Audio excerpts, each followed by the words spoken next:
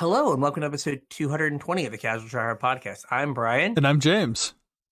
and after an exhaustive and thorough pre-show, Oh yeah, we are now going to talk about the mechanics of what is this one? I don't know. I lost track of it. It's March of the Machines. yeah. There we go. Patrons definitely got their money's worth out of this pre-show. Yes.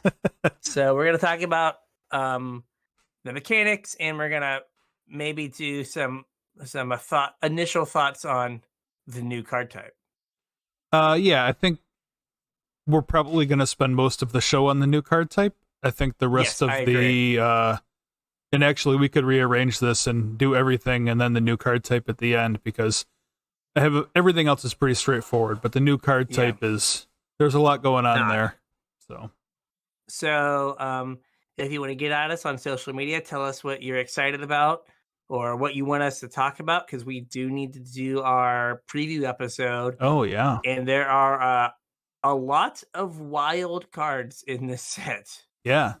There's links for all our social medias down in the description. Yeah. So hit us up, Twitter, Facebook, email. We got our Discord link down there. However you want to get a hold of us, but let us know what cards you want to hear about, because I will be compiling that list soon. Is spoiler season done this week, or is it done next week? This week? I think it's going to be done this week, because it feels like we are super close to the end of it. Yeah. Right. There's like 80 more cards left. Oh, yeah. That's like a common, uncommon dump. Yeah, that's basically it. It might be done Wednesday, or I guess yesterday as you're listening to this, I think. Well, if that's the case, then we will probably be doing our set review episode for the next episode. In which case, I definitely need to know what cards in particular you want to hear about. We went over a whole bunch of stuff in the pre-show that I think was relatively interesting, but not everybody has access to that. So if there's anything in particular you want us to talk about, a card, an interaction, whatever, let us know. And how could the good people of the internet get access to our pre-show? You can choose to support the show and become a patron over at patreon.com/CasualTryHardMTG. That was very well teed up, by the way. Thank you.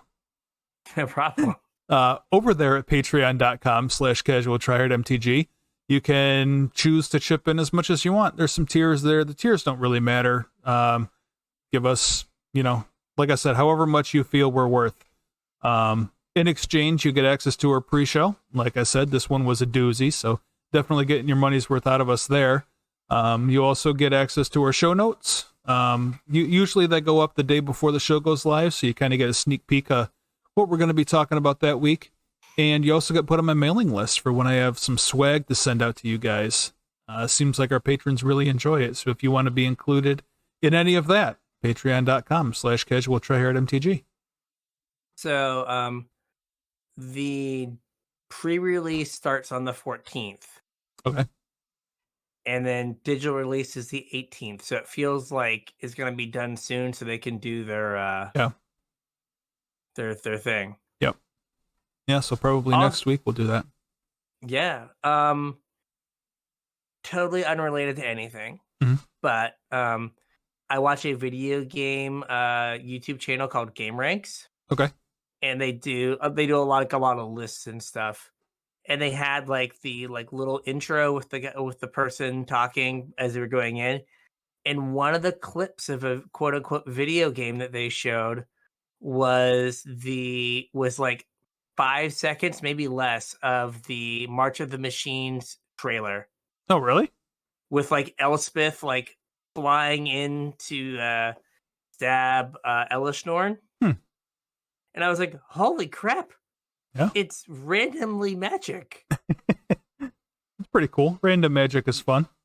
Yeah. I was like, I wonder if Wizards paid them a bunch of money to just subliminally plant ooh, who was that angel? I need to go find out. Yeah.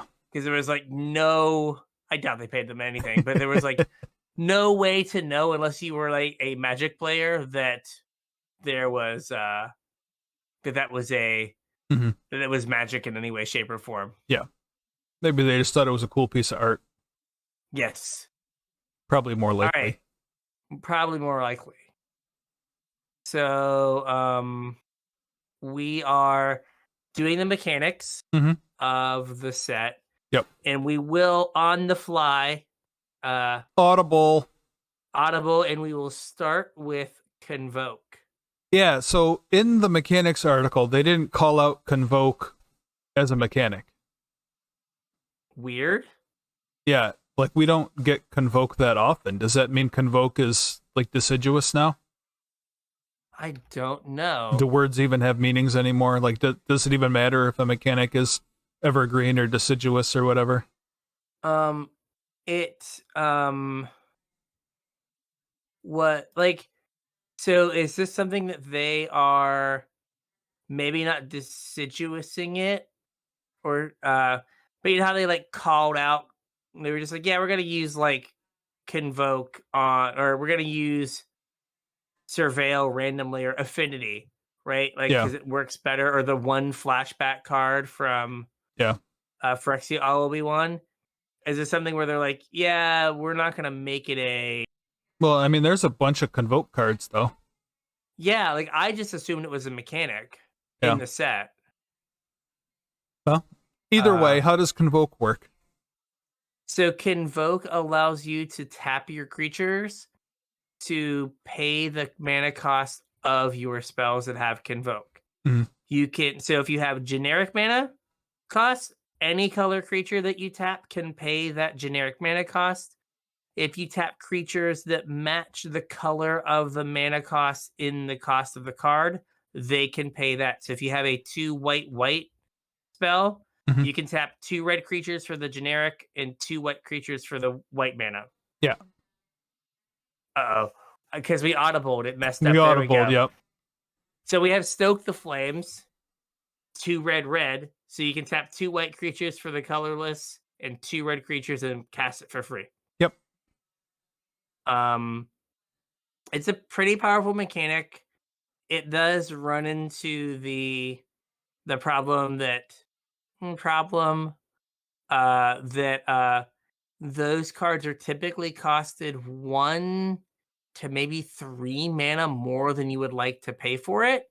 Yeah. And so if you don't have a bunch of creatures on the battlefield, all of your cards are Overpriced. off curve. Yeah, Yeah. overpriced, and you're playing off curve. Yeah. Now, if your cards are, if you do have a bunch of creatures, you just like whatever that guy was, Loxodon, whatever. Mhm. Uh, and then you just like on turn 3 play like a 4/4, which does not sound nearly as impressive as it did 6 years ago. That is true. That wasn't like I 6 could have years just ago. War of the Spark was 6 years ago. Maybe not 6, because 7 was Shadows over Innistrad. Yeah, so it would have to be like 4 or 5 years ago. 4 years ago. Yeah. But not as, it does not sound as powerful as it did now. Yeah. Or now as it did then. We're gonna look up War of the Spark. How long ago was War of the Spark? It was 2019, so 4 years ago. Yeah. But it's a pretty powerful mechanic. It's a really good limited mechanic. Mhm. Because you always just have creatures around. Yeah. And you know, the games where you have 5 creatures out and you have to play something for like 1 mana. Right. Well, Is we talked about this just a little bit in the pre-show, but last time we had Stoke the Flames, Stoke was a huge deal in Standard, to the point where I think I mentioned in the pre-show that Stoke was the first like $6 or $7 uncommon that I can remember. Kind like of in Standard, yeah. Yeah, the mythic uncommon. Mm-hmm. Now I don't know if it's going to be near as powerful this time around, but no, we were talking about how it maybe it lines up poorly. Yeah. With some of the stuff going on in the in Standard now, but Yep. Convoke is an interesting mechanic. it's one of those things that, like, if you keep an eye out, maybe there is a card or two that they didn't properly Mhm. overcost for Convoke. Yeah. Because, like, you know, Stoke the Flames is a huge deal in, like, 2015, 2016, Right. right? Or 14, 15. And 4 mana deal 4 wasn't embarrassing. Yeah, I mean, it was still overcosted, but yes. It was overcosted by, like, 1. Yeah. Now we have 3 mana deal 5, creature loses indestructible, Mhm. right? Now this is any target. I know there's some differences, but like now, like it's a little bit too overcosted for what it does in like current Magic. Yeah. But if they have, So, go oh, ahead. good. Just I say was if just they gonna say that, like, what's the best Convoke card? Cord? probably Cord And how overcosted is Cord? Like a mana? a single green mana Yeah. because it is. We have established that Green Sun is too good Yep. at 1 green mana, and Finale of Devastation and like the battle that they printed, which we'll Yeah. get to, is green X, Yep. and that's what we've decided is not a disaster. Right. And so green X is 1 mana too many. Mhm. But even the whatever that guy was, the Loxodon guy, Yeah. right, was 4 and a white. 4 and a white for a 4/4 that put a +1/+1 counter on each creature that convoked it. Yeah. Like 4 mana or 5 mana for a 4/4 vanilla in 2019 wasn't horrible, Right. right? You That's you didn't get Elish one. Norn 4 years ago. No, you did not. No. That's a good comparison. Yeah. But like I think like 4 mana 4/4 no text would have been like, oh, that's pretty big, Mhm. right? So like that was just kind of 1 mana off. So if we see one that you're like, I think that's 1 mana too much, it'll be good. Yeah. Because then there are just the times where it's free. Right. And that's the power is you're like free spell into play a spell. Mhm. So next up we have transforming double face cards. Yeah, this works pretty much like we've had these before. And works pretty much the same way that they have worked. I believe all of these have a cost on the front side instead of a trigger. Yes. Whereas in the past, a lot of times something triggered and then the thing transformed. This time, I'm pretty sure they're all a cost and then they transform. So, And transforming double face cards have 2 sides, but you can only ever play the front side. The activated ability has to be activated in order to get the backside. You don't get to choose to cast it as the backside like we had in like Kaldheim or Zendikar. yeah, they're not modal double face cards. Right. They are one side has a mana cost and you get to it some way on the battlefield. Yep. So if you're an old timer, this is like Nicol Bolas, the Ravager. Yeah. Where like you would play the front side, then you could pay the mana and flip it to the back. Mhm. So these all have like varied costs. So we have Elish Norn on the screen that says 2 and a white, then sack 3 other creatures and flip it. Urabrask got spoiled today, which is you have to cast 3 instants or sorceries and then pay a red.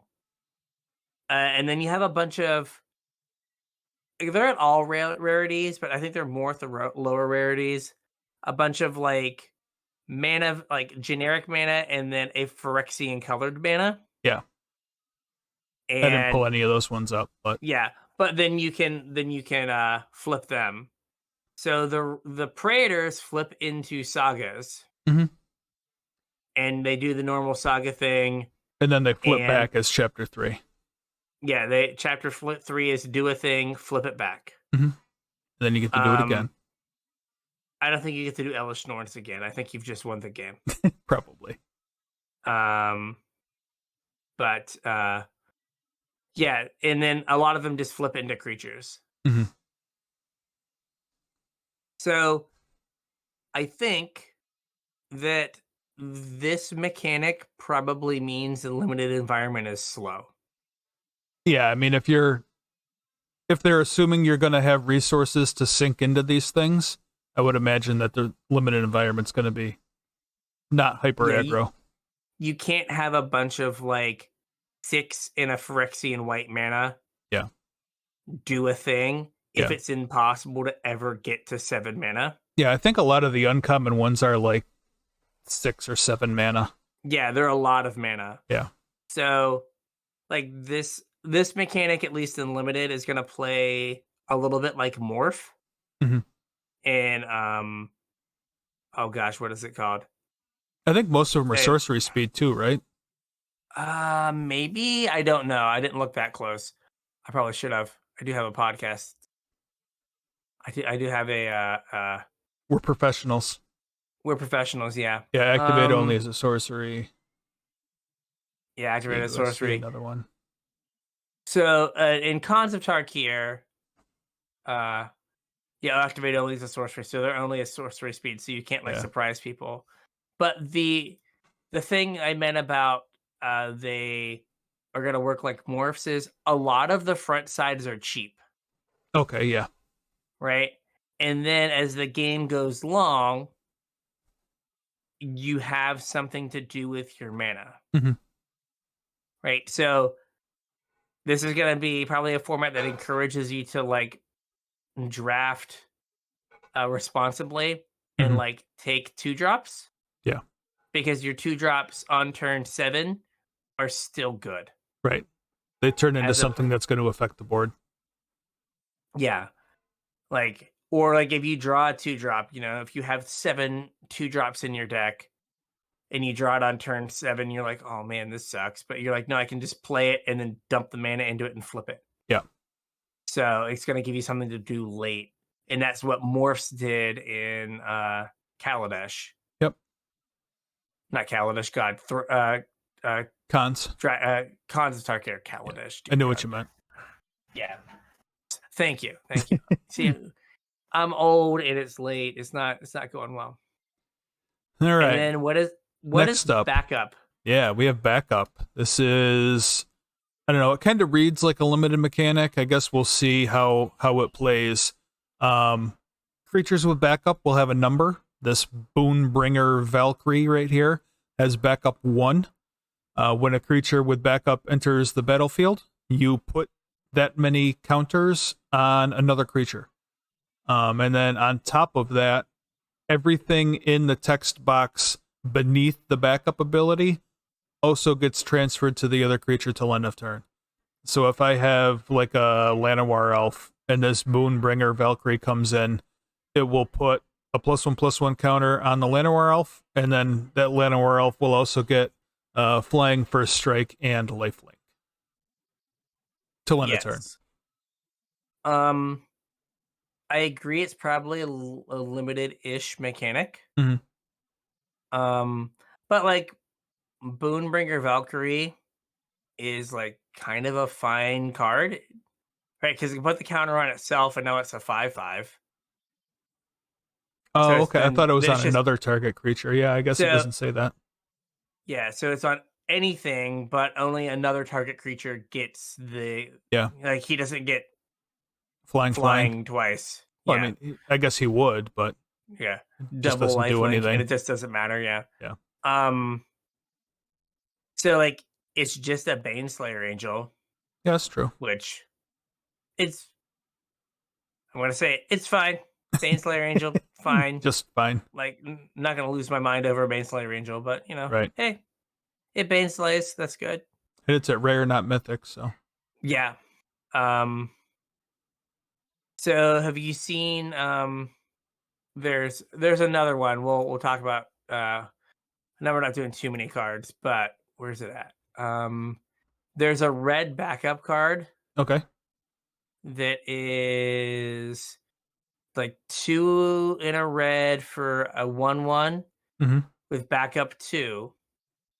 and its ability is pay 1 and sack the creature, and it basically it flings. Voldaren Thrillseeker. No, I hadn't seen that. Yeah, so sacrifice this creature. It deals damage equal to its power to any target for 1. Okay.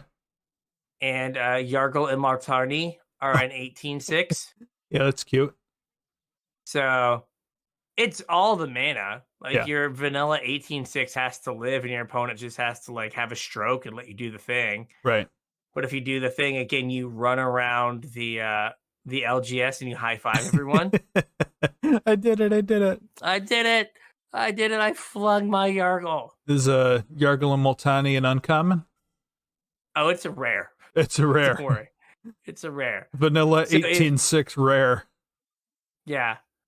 With a rare red card. Yeah.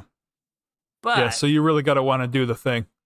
If you've got Voldaren Thrillseeker, more than likely, if there's a Yargle opened at your table, you will get the Yargle. I don't think anybody's going to be taking it from you, huh?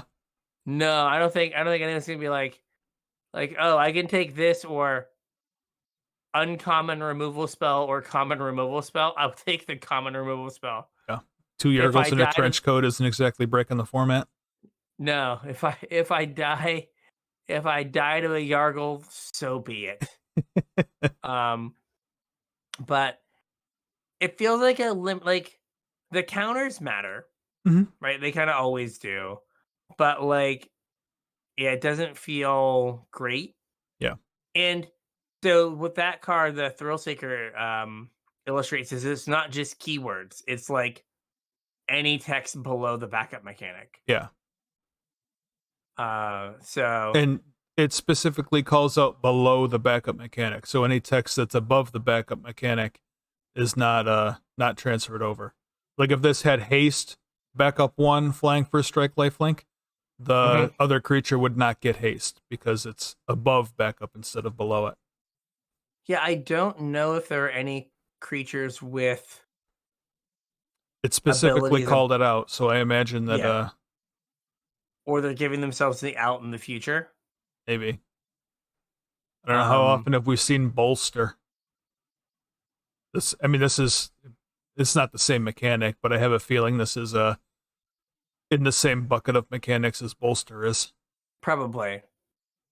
It's not like they're using. What was the cons mechanic? Because was bolster. Okay, but and Dragons was Outlast. No, you got it backwards. Outlast was cons. Oh, okay.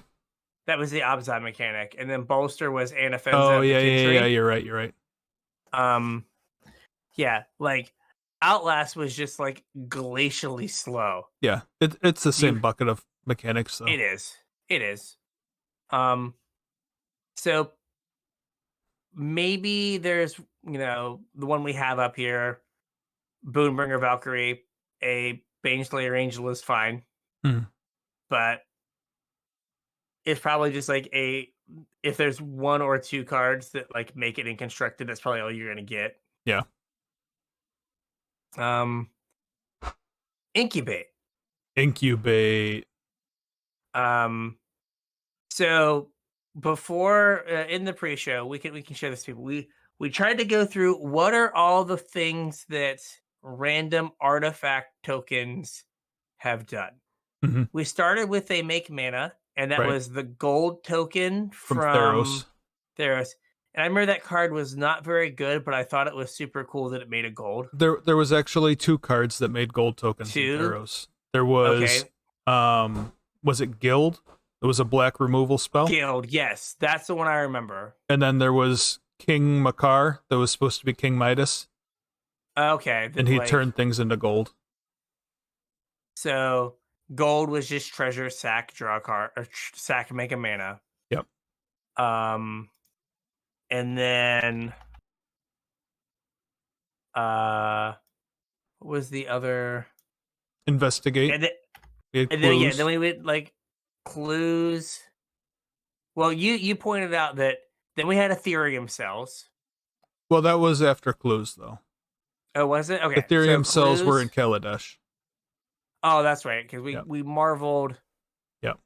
into Emrakul, but Yep. after we had uh Emrakul. Yep. So yeah, so then clues, then Ethereum cells. Yep. Then we went hard treasures in And Pirate Land, Ixalan, yep.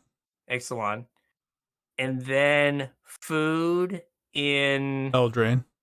Eldraine. And then we got blood as kind of like the next iteration. Wasn't there something about? Oh, I guess treasures came back again. Treasures came back again. Yep. Now we're to blood. Yep. And now they're just like, you know what? We're just gonna do this one and incubate these tokens turn into creatures. Yep. Incubator. Incubator. So it is the cards say incubate and then a number. Mm-hmm. And that is the number of +1/+1 counters you stick on this artifact. Right. And then you can pay 2 and transform the artifact into a 0/0 Mm-hmm. that then gets +1/+1, gets power tapped is equal number of counters on it. Well, the counters don't leave, so they're +1/+1 counters, and this just transforms. It doesn't leave and come back, so the counters stay on the permanent. Yes, which I think is how they're getting around like having a token transform, because typically tokens don't have a back, right? they do not. So I think like that's how they're getting around letting this transform, is that it stays on the battlefield instead of exiling and coming back. I mean, in the token's defense, usually Magic cards don't have cards on the back either. They didn't for like 20 years. Yeah. And then they were like, YOLO. Yeah. Everyone has sleeves now anyway. We found a better printer. We can do this as often as we want.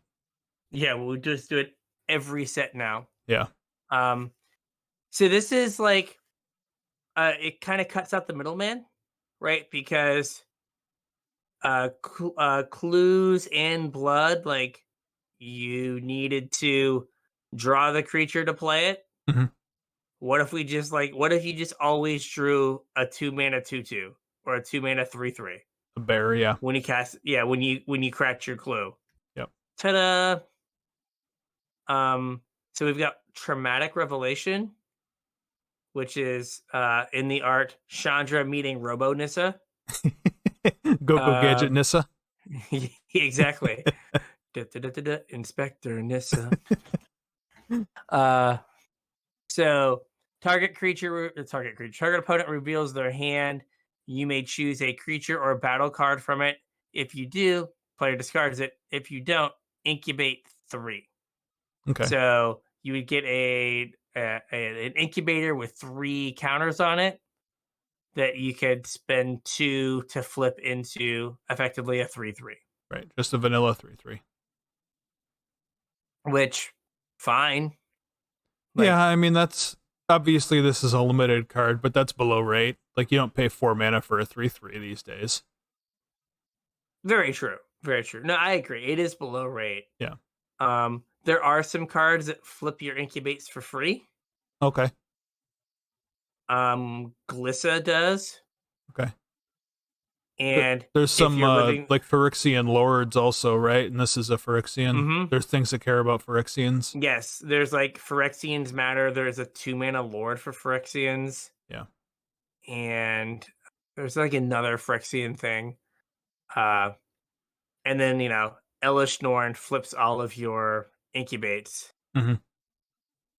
Once you flipped her over and the lore counter has gone. It's a lot of steps. It's a lot of steps, but she does flip all your incubates for free. Okay. It's fine. I haven't looked super close, right? But this seems hard limited mechanic. Yes. But well, in this particular circumstance, it seems like a hard limited mechanic. It seems like more and more lately we get like random token makers. Mm-hmm. And like if this is how you're making these incubators is with like a bad discard spell, then yes, that's a limited mechanic. But if you have like raise the alarm but incubates, like that's a little bit closer to playable. Or if you have to secure the waste, like X white, make X soldiers, like if it's X white, incubate X times, like that's a lot closer to a playable mechanic, especially if you have things that care about artifacts.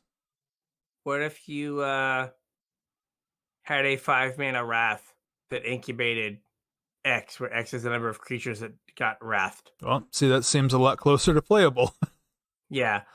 What I was gonna say, like, I think that what incubate takes is it's gonna be again one of those things where it's like 1 or 2 cards that are like pushed Mhm. are going to like see play. Yeah. But it's probably not gonna be as ubiquitous as Well, you're not like going to build an energy incubate was. deck. No. Yeah. No. Um think of it kind of like food, like the truly pushed like goose Mhm. and Oko. Like the Right. only time you see food now are like, well, now goose, Oko, cat. Well, Right. goose, cat, oven. Yeah. Oko, rest in peace, Cookbook. buddy. Cook. Oh, cookbook. Yeah. Yeah. But like things that were like really pushed Right. to do for food. We really haven't seen investigate come back, No. and so like it'll be a few things. It's like think about blood. Like what? Like it's just blood tithe harvester. Is there any other thing that sees any play that makes blood? Voldaire and Epicure. They're an epicure. Yeah. Just those two, right? Yeah, I think so. So like it might be like 1 or 2 cards. Like I could see the Wrath seeing standard play. Mhm. And then Well, I don't know. know. Like, I could see that seeing play in like some sort of prison deck as well. Like, you don't need to play a win con because your Wrath is your win con. Like, that's great. Absolutely. I'd be willing to pay an extra mana, like a mana above rate for that, I think. And also just like kind of anything where they have tacked it on and then forgot to like increase the mana cost. Mhm. Right? Like, you know, a 5-mana Wrath. And this exiles. This is an exiling Wrath, not just like a destroy all creatures. Yeah, so it's But 1 mana cheaper than Farewell. It's 1 mana cheaper than Farewell. 1 mana more than like Depopulate, which sometimes draws your opponent a card. Mhm. Or Shatter the Sky, which draws your opponent a card sometimes. Right. Like this just draws you a creature. Right? If you get like 3 creatures and you're just like, oh, I got like a 3/3, a free 3/3 taped on this. Yeah. That's fine. Mhm. So, yeah, it seems okay, but like probably not like a huge thing. Yeah. Now for the biggie. We've got battles. Yeah. So, what is this? first of all, it's a horizontal card. Yeah, it's facing the wrong way. Which is a thing. Facing the wrong way. So you'll always know when your opponent draws one because they'll turn it sideways to read it, even if they know what it does. What's That's a it pro called? tip. Jim Davis did a YouTube short that was the problem with battles at the Pro Tour. Yeah. And he draws it. He shows him drawing his card, and he goes and turns his head to try to read it. Like looks around and then turns his head. Yeah. It's the same problem with split cards, right? Yeah, you're like, what am I looking at? Yeah. All right. So the fronts, so they have a mana cost, you play them, and the front they all ETB and do something. So let's take a step back real quick because this is an entire new card type. Okay. So these are spells, right? You cast it. It doesn't just enter play like a land. So it can be countered. Right. They're a permanent. So once the spell resolved, it is now on the battlefield. Right? Mm-hmm. Yes. And like I said, they're a new permanent type. So things that care about permanent types, like Delirium or Tarmogoyf, or is there anything else? Atraxa, yeah. Obviously Atraxa, thanks. Obviously Atraxa. Forgot that one. They will now care about battles as well, because they are new. When you cast this, and we said it's a spell, so it has to resolve. Once it resolves, what do we do with it? You choose a controller, or an opponent to protect it. Do they get this? Is it like a curse where you put it on them? I don't know. They did not make that clear. I Okay. feel like it would make, like, they all seem to have it enters the battlefield, you get an effect. Mhm. Like a one-off thing. So it seems like it would be natural to get that thing and then slide the battle over to your opponent. And be like, here, this is your problem now. Yeah. Just like visually for like, because right, everything we've been trained is like you attack towards your opponent. Like think about like you move your creatures forward. Right. It'd be awkward to be like, these creatures are attacking you, and then have two other creatures like go sideways Yeah. to go attack the battle.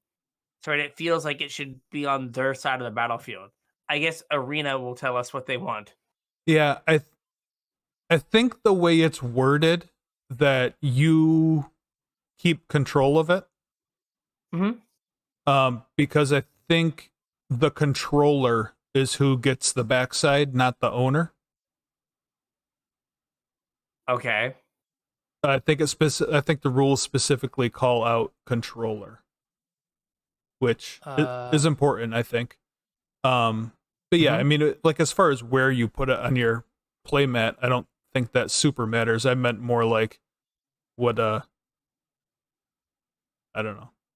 It's confusing. I'm just trying to wrap my head around it. It is like, I like understand how I feel like I understand how they work, but then you're just like, where does it go? And I'm like, I don't know. Like I guess I don't know exactly what I'm asking. Yeah. So you play this thing and then you pick an opponent. Yeah. But you keep control of it. But then they have to protect your thing. Like that's weird, right? Counterintuitive. So as a siege battle enters the battlefield, its controller chooses an opponent to be its protector. Each player except the battle's protector may attack it. Okay. Only a battle's protector may block creatures attacking it. Don't confuse protector for controller. Correct. So you still control it. You're going to attack battles that you control. The first time you've been able to attack your own permanent. So you control the permanent, but your opponent defends it. So weird. So it is kind of like a planeswalker. So in the bottom right-hand corner, there's a number.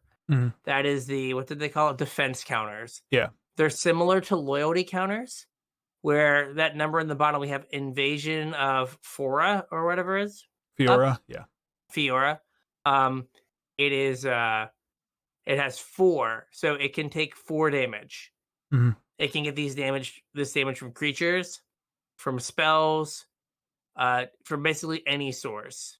So specifically things that call out any source. Any target, or that say battle on it. So now there's some removal spells that are like creature, planeswalker, or battle.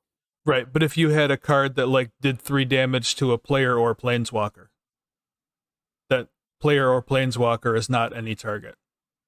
It is not a battle. Exactly. Correct. So if it laundry lists them and it doesn't laundry list battle, can't do it. Well, I don't know if that's 100% true either, because wasn't there like a period of time where they were changing around templating of that? And they changed Lightning Bolt from any target to laundry list and then back to any target. You might be right. So I think there are some cards that are errata to say any target. But like new cards, how about that? New cards. Yeah.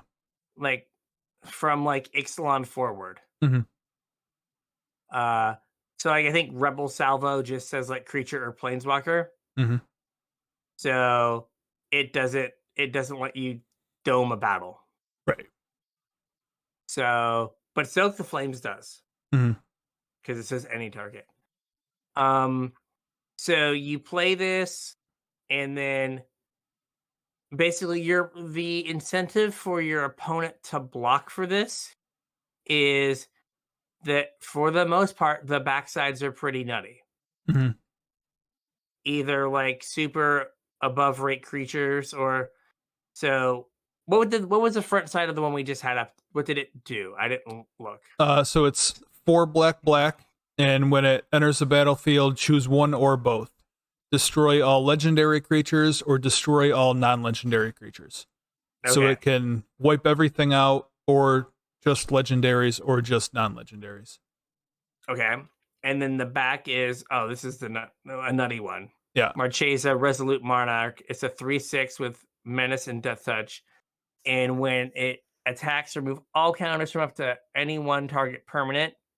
So flip another battle. Mhm. And at the beginning of your upkeep, if you haven't been dealt combat damage since your last turn, you draw a card and you lose 1 life. Yep. So kind of nutty. Seems pretty good. So if you're if your opponent does not want you to get that card, Right. right? So they're like, fine, I got all my stuff blown up, but now I have to make sure they don't deal 4 damage to this thing because this 3/6 is going to be like absurd. Right. So now I need to block to protect this thing. Okay. Um, So that was kind of one of the I'll call it a talking point, but one of the questions I wanted to ask you, because when describing this mechanic, I could see players thinking of it as, oh, well, if I cast Invasion of Fiora here, aren't I just giving my opponent 4 life? you don't have to attack it. Right. So that is so here's the issue that as I see it, right? Especially the ones with higher um defense Counters. numbers Yeah. or defense counters. Like there's some that have like 7. If you can deal 7 damage You should probably just kill your to opponent. yeah, you can just kill your opponent. Yeah. So I don't know how many of these are actually worth flipping. Mhm. Right. Most of them are just like a ridiculous like collection of like stats and abilities and Yeah. stuff on the back. And I'm sure we'll talk But about some more of these next week yeah, too, so. but right, there are times where it's just like I can just deal you 5 damage. Right. I'm just gonna deal you 5 damage. Yeah. Right. It may depend on what kind of deck you have. Mhm. Right. But like it's odd because they have to make the so a planeswalker is a constant source of value. Right. As the defending player, the planeswalker is in fact killing you, Mhm. actively making you lose the game. Yes. So then the game becomes about the planeswalker and um getting it off the battlefield so you stop actively dying. Mhm. You've got to staunch the bleeding somehow. These they pay you when you cast them. They're just sorceries, Yeah. right? So you're just like, I already got my value out of this, whatever that is.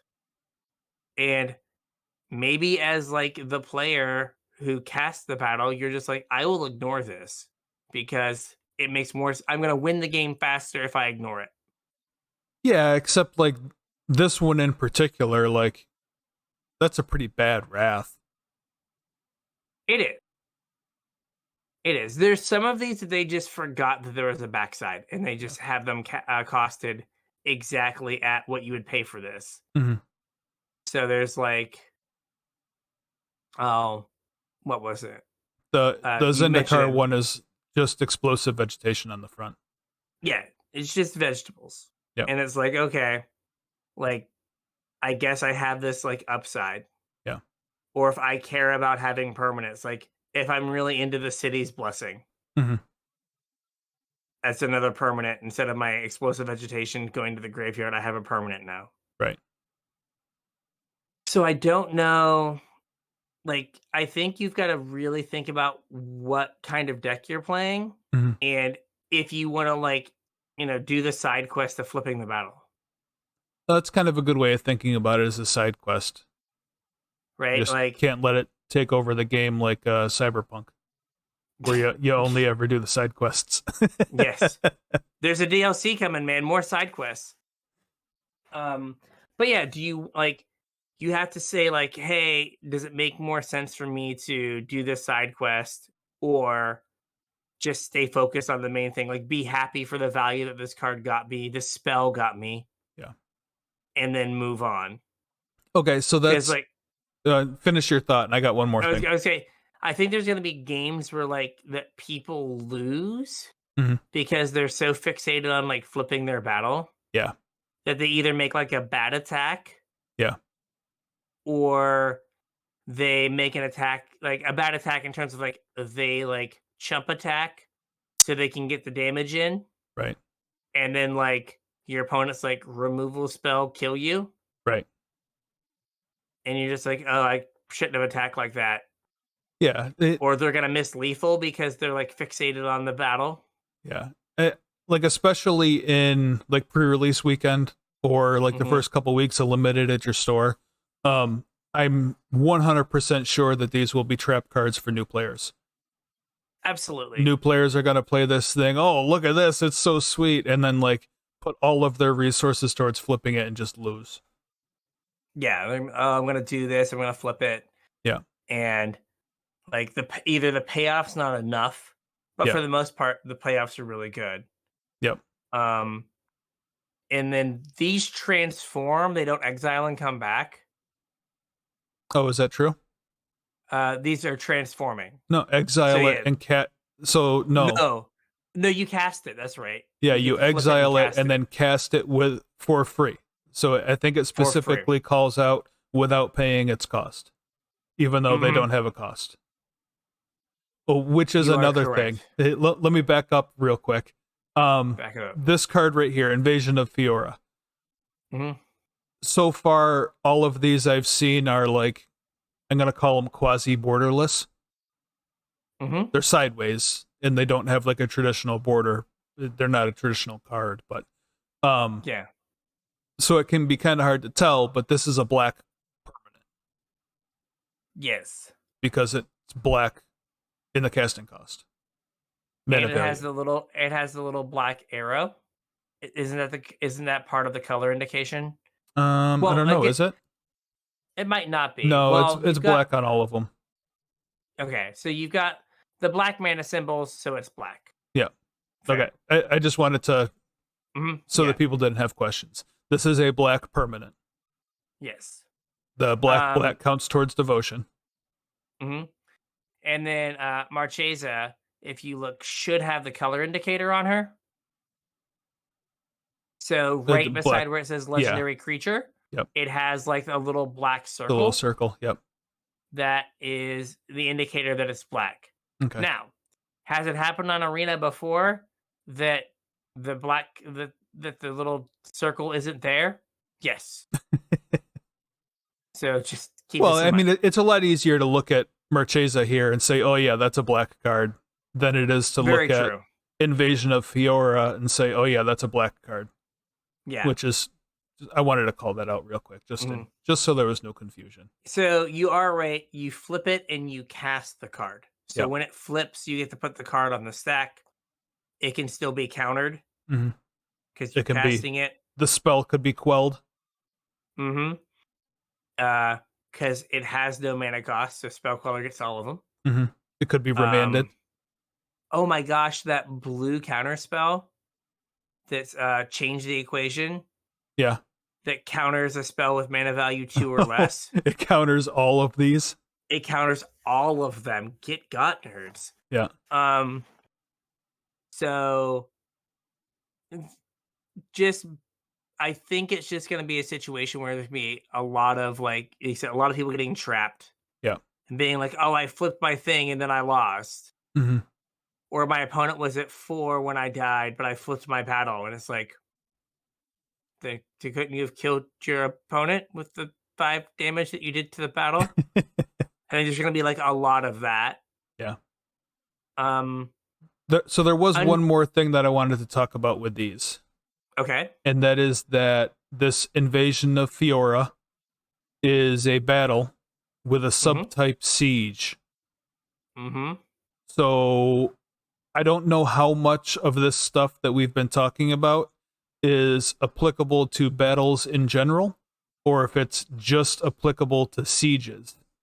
They specifically called out in the mechanics article that all of the battles in this set are sieges, but that they left design space open for themselves for future battles. This means one of 2 things. Either one, get ready for 6 months of them just blowing through all kinds of different battles as they what's it called? Just like they did with like modal double face cards. Yeah. Right, where we just had like 3 sets in a row where they were just like cramming them would you everywhere. like your card to flip? Cool, your card flips. Yeah. Because like it was what? Zendikar, then Keldheim, then Kamigawa? Or was there a break? There was a set. There were some sets in between that. Yeah, one of those sets had a minute also, though. One of the next ones did, but I know it was Zendikar had the Innistrad. Did Innistrad have modal double face cards? Didn't it? Maybe it didn't. Maybe it just had regular double face cards. I think it just had regular, because like we had the mythic land, spells that had lands on the back. Yep. And I think there were the pathways and Strixhaven had all the creatures, all the deans. Yep. Right. I knew there was another one. We just had a whole bunch of them. Right. And then we went, that's a lot of text. Wow. And then we took a little bit of a break. So this means either A, they've got like in Ixalan we're gonna have assaults. Yeah. And then in like the next set we'll have naval battle. I was gonna say dogfights. Sure, dogfight. Yeah. Right. Yeah, I do. Not the DMX kind.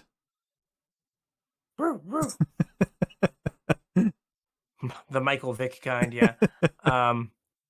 Or the naval battle aerial. Yeah. Battle land. Yeah. Battle trench. Ooh. Trench warfare. There we go. Battle chemical.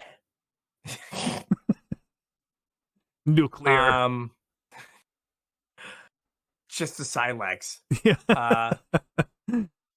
So they either A, have a whole bunch already queued up for like the next like year, or B, they're like, if people are like, I really love battles, they'll come back. But how much you want to bet they're in Lord of the Rings? Maybe. The legendary battle Helm's Deep. Oh, it's like a one-off or something. Yeah. No, I mean they could do a cycle of them. Yeah. But yeah, you might be right. And they could be like, oh, I guess we have. It is super weird that usually with like a new mechanic, they're like, we'll give you a couple. Yeah. Right, like a new card type. Like how many like equipment were there? Right. Or like the oh gosh. Well, I mean, in Kaladesh we had a whole bunch of vehicles. We did. But this feels there are 32. Yeah, we don't have the whole set yet. No, they already said there's gonna be 32. Oh, okay. So that's over 10% of the set is battle. Yeah. Right, where they just like replaced cards, like replaced sorceries with battles. right? Like that's basically what they did. Is like, we can make this a sorcery, or we can make it a battle. Oh, I guess that's one thing that we didn't talk about also is these are at sorcery speed. Hmm. Um, Rest in peace, Felidar Guardian and Pioneer. You were Mhm. built for these. Yeah. Blink the battle. Try again. Blink the battle. Blink it. Blink it again. Can Um, Thassa only blinks creatures, right? So she can't blink these. yeah, Thassa blinks creatures. But Yorion can blink these, right? Oh, Yorion can't blink any permanent. Yeah, that's what the Yorion decks needed. More things to blink. Yeah. Yeah, it's fine. Love Blink it. my wrath. Blink my wrath. Oh my god, because they can pick non-legendary and leave their Yorion. Yep. Yuck. Mm-hmm. Uh, it's also gonna be fun. Uh, Fires of Invention is really good with some of these legends that are like impossible to cast colors. Yeah. It doesn't matter. Guy into guy go. Fires into Invasion of Alara. Yeah, I thought about that. Like, oh, that's just gross. Yeah. Um, so they're. I hope they play well, but I don't know if they're going to. Yeah, I'm not sure. I don't know. This set's hard for me to wrap my head around. We talked about Mhm. it some in the pre-show. Our patrons get to listen to all of my thoughts, but there's a lot of weird cards in this set, and Mhm. like in the past, you can kind of see where Wizards wanted to put the power in a set. Like there's obviously pushed things, and in this set, it seems like the power is distributed a little bit better than it has been. It's not just like, oh, here's a very broken thing. There are broken things in this set, don't get me wrong, but it's like here's a broken thing, but you got to do a little bit of work to get there. Instead of just cast a thing, draw a card, get your mana back, gain some life, and attack. It is. It is. A lot of things are built around broken, Yeah, but as opposed to I'm just rawly powerful. yeah, I think that kind of makes these hard to evaluate though, because you're Mhm. not evaluating them like in the vacuum that they probably need to be evaluated in, being a brand new card type we've never seen or played with anything like before. Yeah, and like I said, it's very like I think there's gonna be times where like flipping your battle is 100% the right thing to do. It will win you the game. Hmm. And there'll be times where flipping your battle is 100% the wrong thing to do and it will lose you the game. And I don't know. I think it's going to be I, hard to tell the difference sometimes though. I think it's going to be hard to tell the difference. And I don't know if there's going to be a lot of like 60-40 like Hmm. decisions Yeah. where it's like, do I throw away 4 damage that could go to my opponent to maybe win next turn, but get like annihilated by a wrath? Right. Or do I like dome them and leave this out for later? Yeah. Um, so, but like we also have the problem of like I can't imagine them. They might do this like they do with sagas, right? So sagas, we got them in Dominaria. Hmm. Apparently, the feedback was positive, Hmm. and then they were just like, "Yo, dog, I heard you like sagas," and then like every set was just like, "Here are gold sagas. Here are sagas that flip. Here are sagas that do other things. Here's randomly another saga." And Yeah, it like might be at least with sagas though, they kind of make sense in most places. mhm. Like you're not going to have I don't know what an example is even. Um you're not going to have invasion of or battle for Ravnica in like OG Ravnica. No. Like the first time you go to a plane, you're probably not going to have like battles for the plane. True. But you could have like battle for Inventors Fair. battle for, I don't know. Like maybe you could see that in Aether Revolt. I don't know about like Kaladin. Like, you know what I mean? Like the first time you go to a plane, you're not going to be like, oh yeah, this plane is war themed. We need battles and sieges and dogfights and. I mean, but like every plane is it is rare that we go to a plane and just like chill. Well, and just right, like there always has to be some like conflict.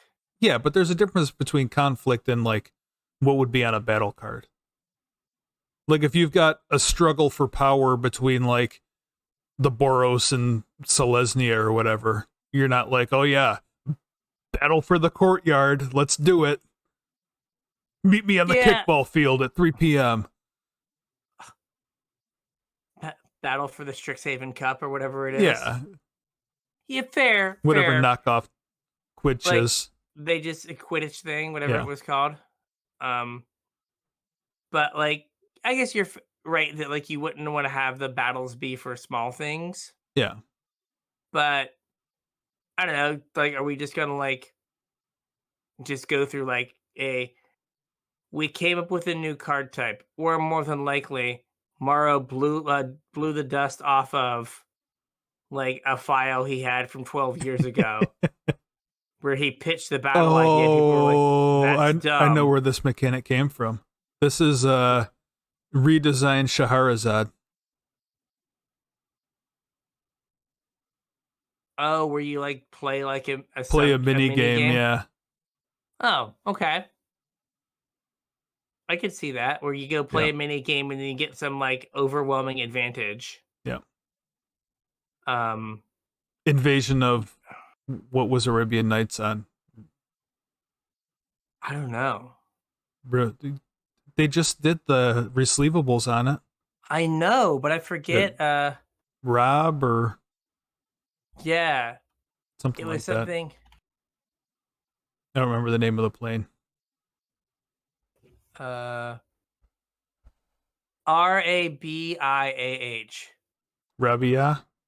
Rabia, maybe? Yeah.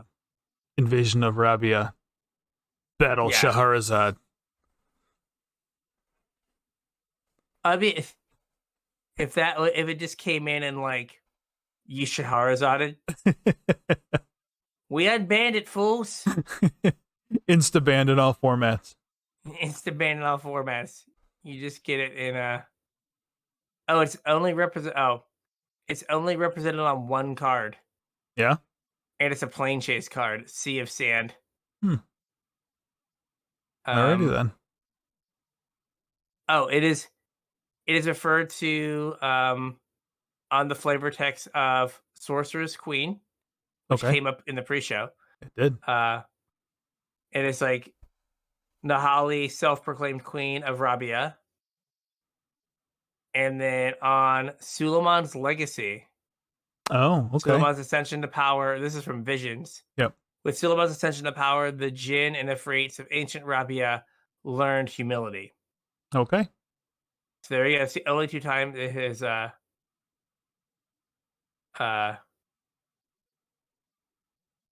appeared in print. Ever appeared in print. So there we go. Little sidetrack there. Yeah.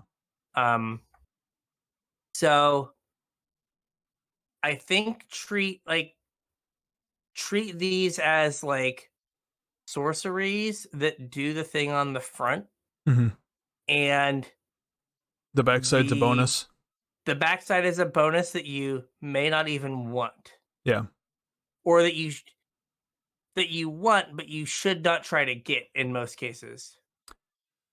Yeah, I mean, outside of maybe like I haven't read through all of these yet.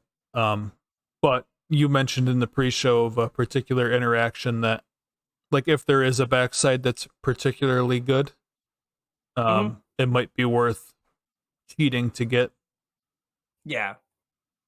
I mean, what is Alara or whatever, Battle for Alara is pretty gas. Yeah. The front side and the back side. Oh, we should point out that while most of these flip into permanents, Oh, not all of them do. Some of them are just spells. Some of them are just sorceries. Yeah. So most of them are permanents, but like Battle for Allura flips into a sorcery. Um, that's I think there's another one or two that flip into sorceries. Oh well, there's one that flips into a planeswalker. Oh yeah, I forgot about that one. Teferi flips into a planeswalker. Yep. Or sorry, Invasion of New Phyrexia. Yep. There's a few Um, that flip into artifacts, a few that flip into enchantments. mhm. So they kind of like not a set that screams grockable, Right. but um yeah, I would say just be mindful that they do a lot of different things. Yeah. I guess most Uh of these flip into permanents, don't they? they do. They do. There's just a handful that don't. Yeah. Um hmm. Just putting out there Invasion of Ravnica. Uh we talked about it in the pre-show a little bit. It's a colorless removal spell. Hmm.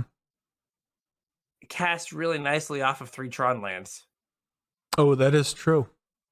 Like Backside doesn't really help Tron though. Although I guess like Tron doesn't care about the backside. yeah, like you just kill the thing that's like you kill their blood moon or whatever, Yeah. and then you're like, okay, I don't ever have to like flip this thing. Right. Done. Uh, so it is weird. It'll be interesting to see how it plays because there are a number of these that the front side is pushed enough that they're probably constructed playable, Hmm. right? And it's like, do we ever see the backside? Or are they just like getting played as like pushed instants and sorceries? Yeah. Or are we in a situation where, you know, we're going to just see these everywhere? Like, I feel like vehicles are seen at the right amount, Hmm. right? As like kind of the last new card type. Well, I Yeah. guess sagas were after it, but and sagas are kind of seen at the right amount, like never, like or very rarely, right? Yeah, I mean not never. Like Elspeth Conquers Death saw play. Yeah, Eldest but Reborn saw like play. I guess my fear is like I don't want to live in a world where like someone goes like tropical island, play my battle. Yeah. Battle for Like Helm's that Deep. just feels yeah. Battle for Helm's Deep, attack it with Frodo. Like that just seems Attack it like with Chun-Li. awkward. Yeah, Chun Li. Oh, did you watch the today's episode of I did. um President's playing Magic, having to yeah, bust Trump out of jail. got to beat Chuck Norris. Yeah. Um so like I don't want that to be a situation, but it only takes like one. Yeah. So we'll see if they just are like, there is no history door game anymore. There's Brainstorm, Ponder, and everything printed from 2019 forward. Basically. It's like, thank you. Thank you. So it's all the blue cards. Yep. And the lands that make blue mana. And the lands that make 2 colorless mana. Right. And then everything else is from 2019 forward. And then also a pile of stacks. Yes. Cards that we would never print again because they're not fun. Right. Is the only way you can beat the pile of blue cards that is also not fun. Like, amazing. Amazing. So much fun. I really wish that April Fool's card that I saw was real. I was super excited. They almost got me. I was like, I need to do some research because I don't think they're this bad at designing cards. Yeah. It's like before I send this video to the Discord, I need to check. So I think that's everything on battles. Yeah, they're weird. Like I said, they're I don't know. I'm gonna have to play with them before I understand. that's what I was gonna say. Like I think the thought is going to be like, this is a thing I should do it. And I think we're like so programmed at looking at a thing with like a number Yeah. in the bottom right hand corner that were like, oh my god, I need to like attack that. Yeah. But like the battles aren't killing you anymore. After you get the thing, Right. it's no like and like you played it, so the battle is like not was only ever good for you. Right. I guess as like the defending player, but like I feel like you defended almost like a planeswalker, where you're just kind of like, okay, I guess I need to like not let this flip. I wonder if there's like types of creatures. I wonder if like being particularly like evasive. Like, do you want to make a deck if you're like, I want to flip my battles? Is it like you play a bunch of flyers? But I still feel like if you're blue white spirits, you just beat them with Getting them dead. beatdowns, Yeah. not doing other stuff. No, So like I said, we mentioned it briefly in the pre-show, but I think if you're dead set on getting the backside of these, there's other ways to do it than attacking. I don't yeah, like most of these that are worth flipping are like a quarter of your opponent's life total or more. Like if you're playing an older format, you know what I mean, where you fetch shock, thought seize a couple times, and like now you're looking at half your opponent's life total. hmm A card's got to be awful good to be worth half your opponent's life total. yeah. You like I'm gonna give you like a whole extra turn to like draw a wrath or combo me out or Or multiple whatever. turns. Yeah, Like if you got a and particularly sticky board state that's going to take you a couple turns to get through to flip your thing, like I don't know, you're probably better off just going after your opponent at that point. agree. So like making those decisions is gonna matter. Yeah. And I think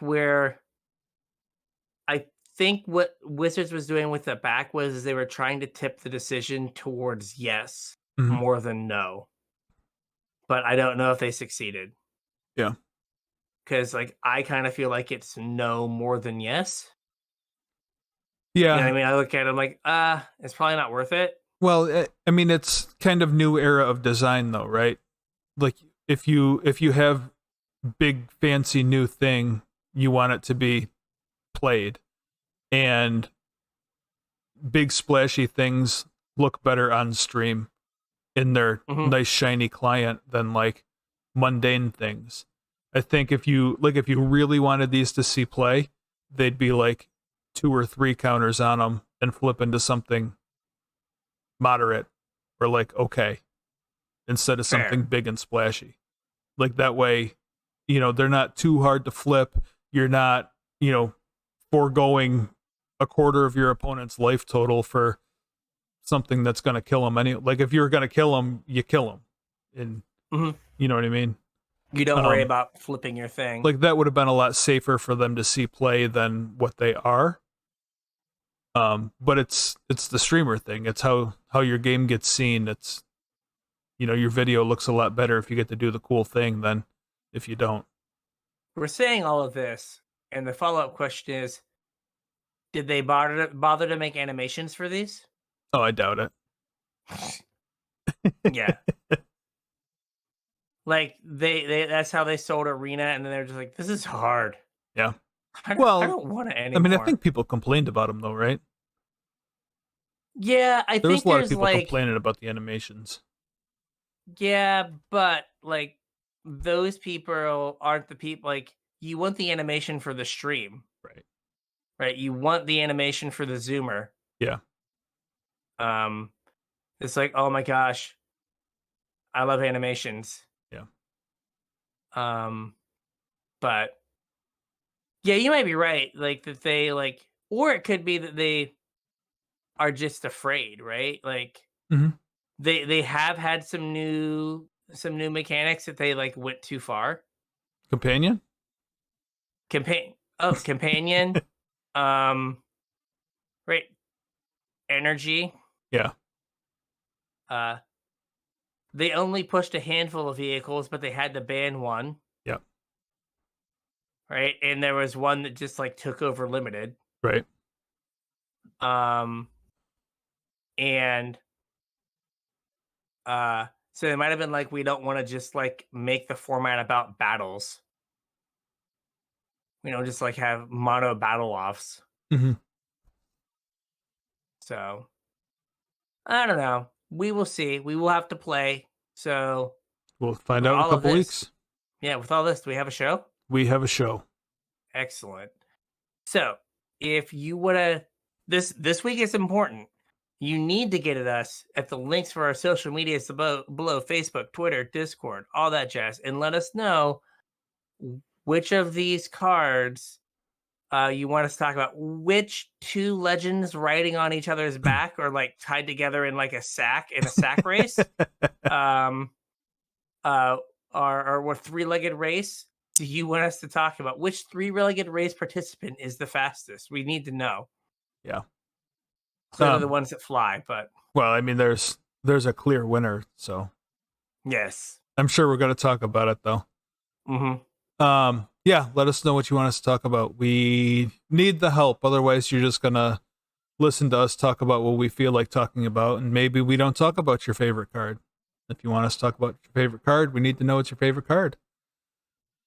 If you're looking to support the show, there's a couple ways you can do it. The first is with our TCG player affiliate link, tcg.casualtryhardmtg.com. If you're looking to buy stuff from this set or from previous sets, and you're going to purchase from TCG player, you can use our link to get there, and you'll help support the show at the same time. We would appreciate it.